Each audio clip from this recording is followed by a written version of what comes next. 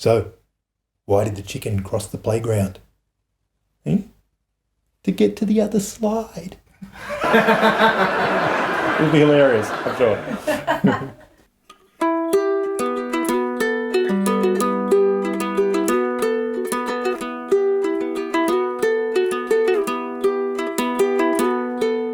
If you choose this action, you'll take on the responsibility of caring for chickens as you integrate them into your permaculture life.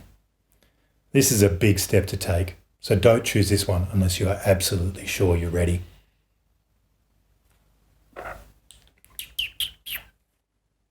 As the late Bill Mollison said, permaculture is a design system involving the placement of all the elements of the landscape of the living system in the right relationship to each other.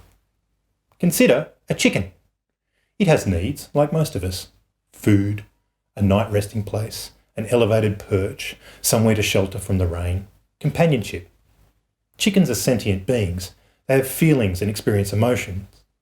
It's important that we treat them with respect and give them a life which is full of joy and allows them to express their innate nature.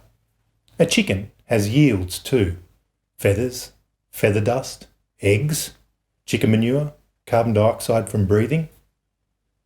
The inputs are supplied from various sources or other outputs. The outputs go to various destinations or provide other inputs. The relation between elements are what is truly important. Permaculture works on making the connections between these elements. Permaculture is a skill that says where something goes so that it functions in relation to other things. Every time you don't do that, you create trouble. Every input that is not automatically supplied, you must supply. Every output that is not passed to something that uses it, you have to deal with. Therefore, all undesigned outputs are pollutants, and all pollution is an undesigned output. All unfulfilled needs are work, and all work is the satisfaction of unfulfilled needs. None of this is necessary if you have correctly placed every element in relation to its needs and its outputs. Our goal is not to add chickens as an additional segregated element that requires work and produces pollution. Our goal is to integrate the chickens into our life in a harmonious way where their needs are provided for and their yields are appreciated. So, let's go through the things chickens need. They need a house, companionship, space to stretch their wings and scratch and forage. They need the right food, and of course clean water. And the yields the chickens produce? They produce manure, carbon dioxide, methane and ammonia gases. If given a chance, scratched up ground and turned over organic matter. And if they are really happy and healthy, eggs. So let's go back over each of those things one by one. Your chickens will need a house to protect them from the elements. It can be very beautiful or very basic, as long as it provides a dry place that keeps your girls out of the wind. It will need some sturdy, wide perches for them to roost on at night, and one nest box for every 4 birds. Make the nest box easily accessible so that it's a pleasure for you to collect your yield of eggs every day. You don't need to spend a lot of money on the coop. You can often find one second-hand or repurpose some kind of shed or large container to do the job.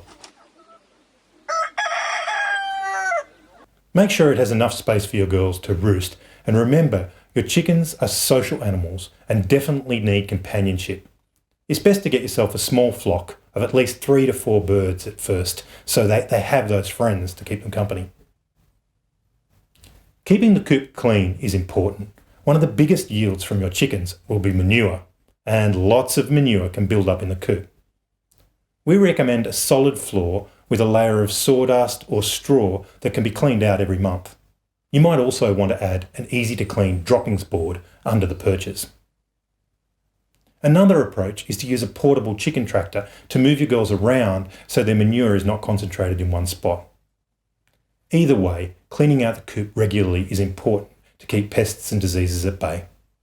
Chickens do a good job of keeping themselves warm at night in all but the most extreme climates, so we don't recommend insulating the walls of your coop, as the insulation can be hard to clean and will harbour mites. Vents at the top and the bottom of the coop are also important, so the yields of CO2, methane and ammonia gases don't build up to harmful levels. Your chickens can't spend all their time in the coop though. They also need a place to stretch their wings. Letting them free range around your garden occasionally is great, but they can be very destructive. There's nothing worse than finding your lovingly tended garden completely uprooted by a pack of roving dinosaurs. Even if you have a large yard, it's unrealistic to expect that you'll be able to free range your chickens every single day. So, how do you make sure your chickens get the exercise they need? You build them a chicken run. A chicken run is a secure pen attached to the coop that has at least 1 square metre or 10 square feet of area per chicken. In most places, this is technically enough space to be classified as free range. But this is one of the rare cases in permaculture where more is better. The run needs to be predator-proof, including from above. We recommend allowing your chickens free access between the coop and the run.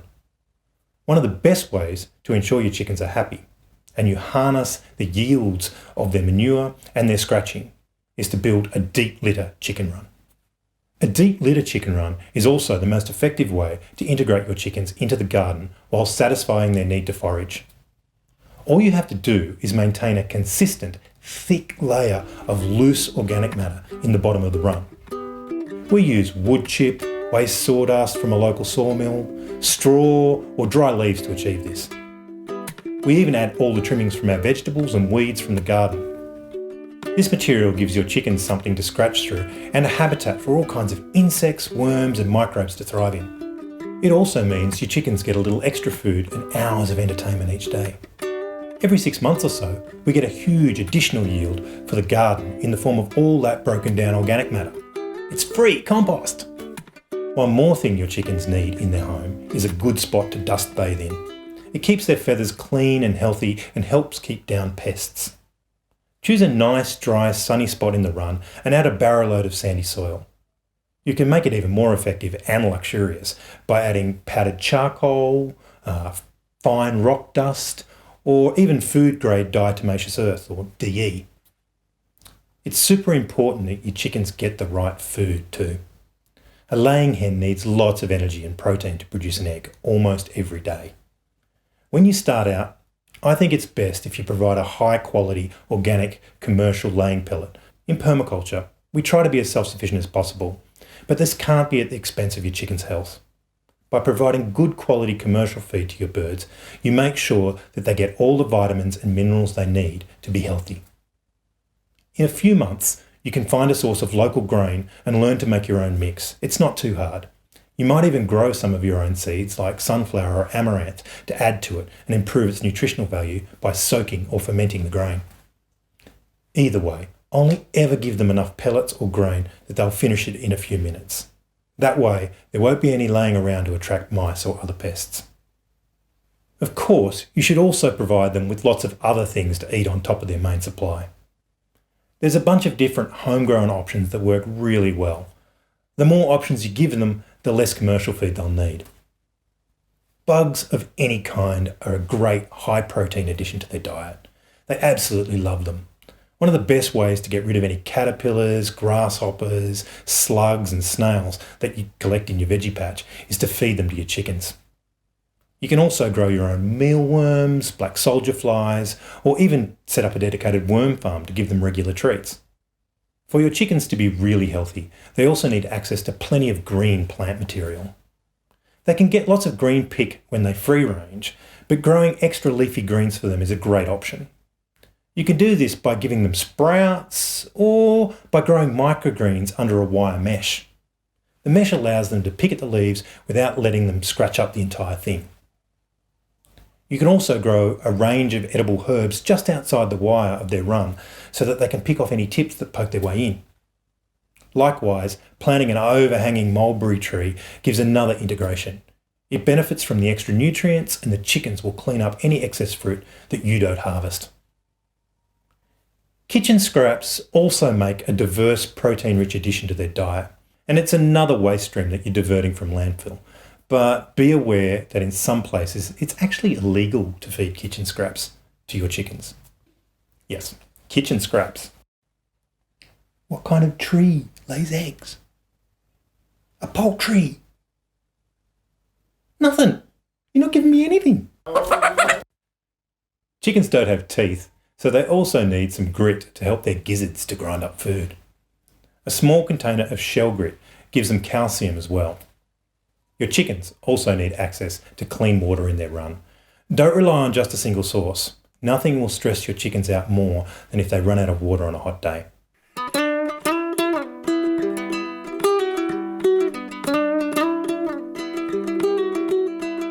So, there you have it. Only one thing left to do. Find your chickens. There are many different types of chicken to choose between, from hybrids to heritage, bantams to Brahma, and everything in between. Hybrid laying chickens are often the easiest birds to get, either at point of lay, which means they are still young and about to lay their first eggs, or as older rescue hens from commercial egg farms.